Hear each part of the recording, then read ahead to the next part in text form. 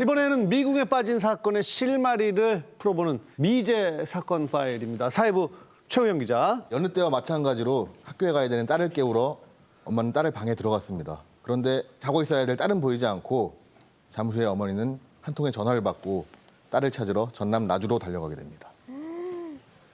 자, DNA만 지목한 용의자 말씀해 주시죠. 2001년 2월 4일에 전화를 받고 나주 드들강 인근으로 달려간 어머니는 충격적인 딸의 모습과 마주하게 됩니다. 18살 꽃 같은 나이에 딸아이가 상하의가 모두 벗겨진 채로 엎드린 채로 물에 빠져 숨져 있었습니다. 경찰은 그때부터 곧바로 수사에 들어갔고 사건 발생 17일 만에 숨진 여고생 박양의 체내에서 한 남성의 DNA가 검출이 됩니다.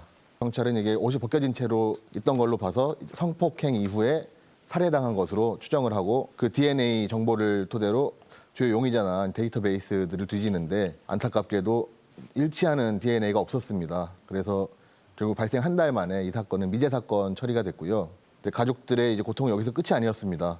박양의 아버지가 딸을 지켜주지 못했다는 죄책감에 술에 의존하시다가 사건 발생 8년 뒤에 좀 스스로 목숨을 끊는 그런 안타까운 일도 있었습니다. 다들 이제 잊고 살던 어느 날 사건 발생 11년이 지난 2012년에 실마리가 하나 포착됩니다. 그 박양의 체내에서 검출됐던 DNA 주인이 나타난 겁니다.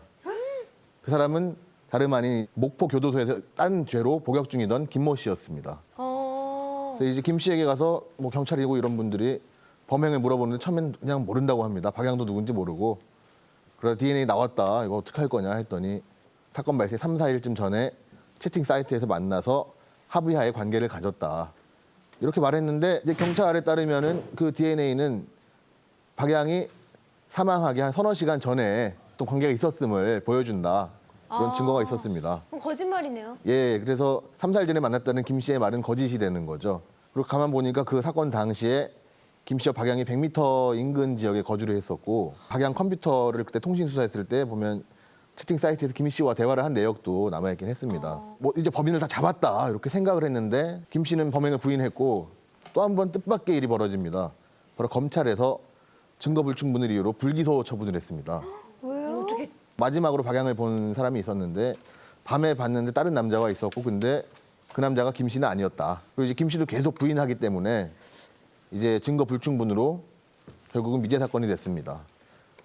하지만 여기서 이제 사건이 끝난 것은 아닙니다. 원래대로라면은 공소시효가 올해 2월 3일까지였는데요. 그 성폭력특별법 개정되면서 10년 더 늘어나서 2026년 2월 3일까지로 늘어나서 아직도 경찰의 추적은 계속되고 있습니다. 아니 근데 목격자의 말은 증언은 증언일 뿐이고 DNA가 확실하게 일치가 된다는 증거가 나왔는데 어떤 증거가 더 필요한 거죠? 성폭력 사건 같은 경우에는 정황 증거만으로도 처벌하는 경우가 있는데 DNA가 있음에도 처벌하지 않는 건 상당히 이례적입니다. 더군다나 당시에 11년 전에 밤에 딱 한 번 멀리서 본 사람의 그 증언만을 가지고 증거가 불충분하다고 하는 것은 좀 납득이 안 되고요. DNA가 발견됐을 정도면 분명히 다른 증거도 충분히 찾을 수 있었을 것 같은데 맞아요, 다른 맞아요. 증거는 아예 없었나요?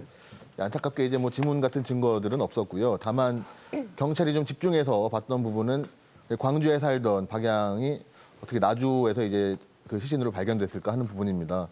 여기서 보통 이제 차를 타고 갔을 걸로 추정이 되는데 그렇다면 이제 평상시 알던 사람의 차를 탔거나 아니면 처음 보지만 이제 호감형의 남자의 차를 탔을 것이다. 해서 실제로 그 당시 수사했던 경찰들 말 따라 보면은 그 김 씨가 그때 당시에는 24살이었고 키도 180 넘는 굉장히 좀 훤칠한 여자들이 잘 따를 것 같은 그런 외모였다고 합니다. 아니 근데 이번 사건 말고도 이미 교도소에서 복역 중이잖아요. 예. 어떤 사람이에요? 지금 교도소 들어가 있는 이미 전과 8범이고요. 그 당시에 이제 마지막으로 범행하다가 검거된 게 2003년이었습니다.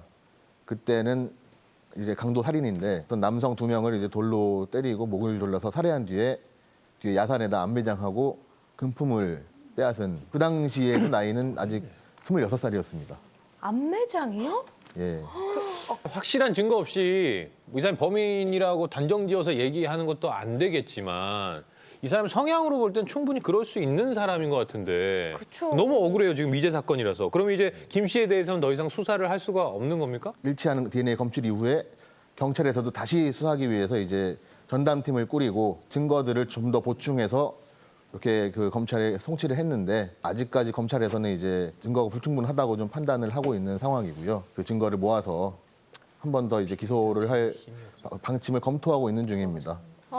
하지만 이 와중에도 김 씨는 지금 교도소 들어간 지 13년 됐는데 모범수로 살면서 좀 가석방을 꿈꾸고 있다고 합니다. 뻔뻔하게 어떻게 가석방을.